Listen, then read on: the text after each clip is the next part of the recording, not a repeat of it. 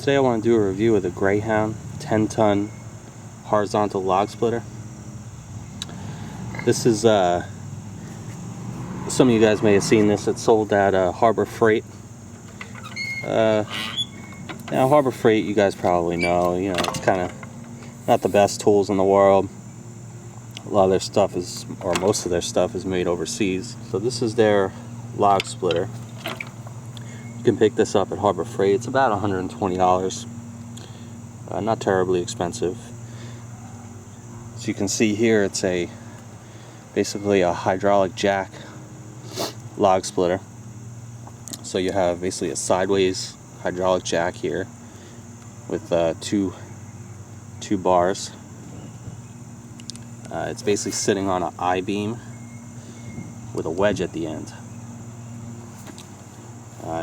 Advertised log cutting capacity is 18 inches long, 6.5 inches diameter. I've had this for about 2 years now. I've used it quite a bit, and that I gotta tell you, that 6.5 inches, they definitely underrated this thing. I've done some pretty large logs with this, and I gotta say I'm pretty impressed with how this works. I mean, for the money, you really can't beat it. I'm gonna do a demo here. I'll give you a couple tips too on how to use this. One thing you'll notice on mine is you got these log holders here. This one, I guess they kind of do the job, but I like to do a little bit larger logs than what they list. As you can see, this one's completely sheared off. This one's really bent. Those two are fine. I'd probably just cut those two off right there. Okay. So, I'm going to do a little demo here of this thing. I'm going to show you how it works.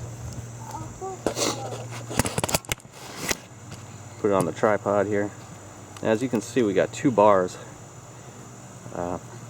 We got the left bar, which is the one closest to the camera. We have the right bar there. Basically, one is a high gear, one is a low gear.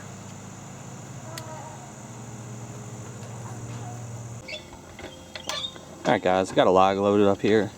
So you can see this is fairly decent size, not the biggest one, but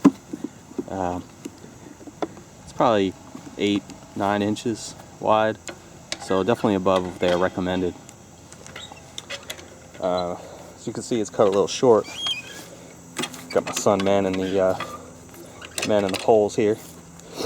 Now, one thing that I like to do, especially on these shorter logs, is I just got a piece of Belgian block here.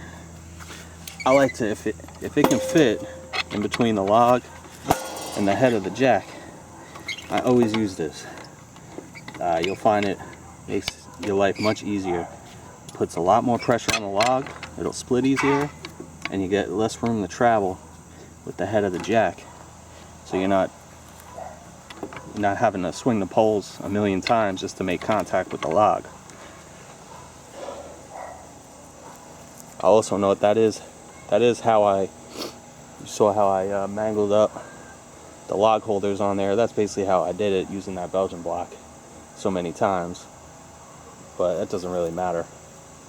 I think this is definitely the way to go if you're going to use this thing. So I got the block on there.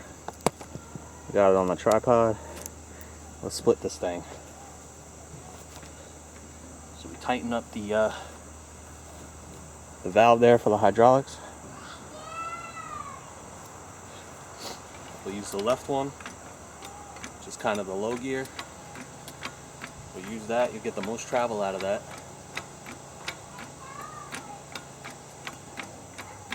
We'll just keep doing that.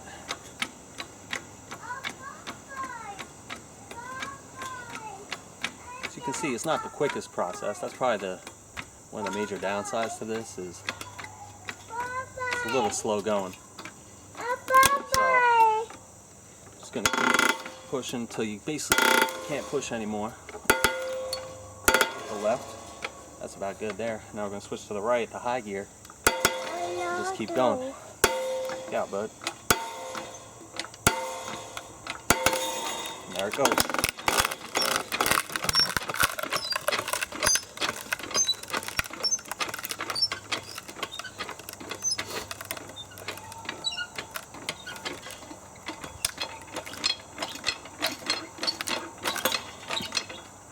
Alright, it's about. It's all done, right? We split that. Okay.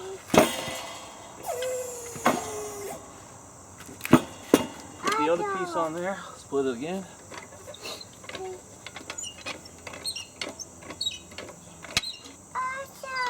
You want to go inside? Bam. There it goes. Like I said, I've had this about 2 years. 120 bucks. I mean, I say I probably split at least 6 cords with this thing already. So it's paid for itself and then some. So you have it. It's the Greyhound 10-ton horizontal log splitter. For 120 bucks, really can't beat it. Gets the job done. It is a little slow. It's better than swinging an axe though. For me, I can't really justify a gas-powered log splitter right now for the amount of wood I split, but gets the job done. Thanks for watching, guys.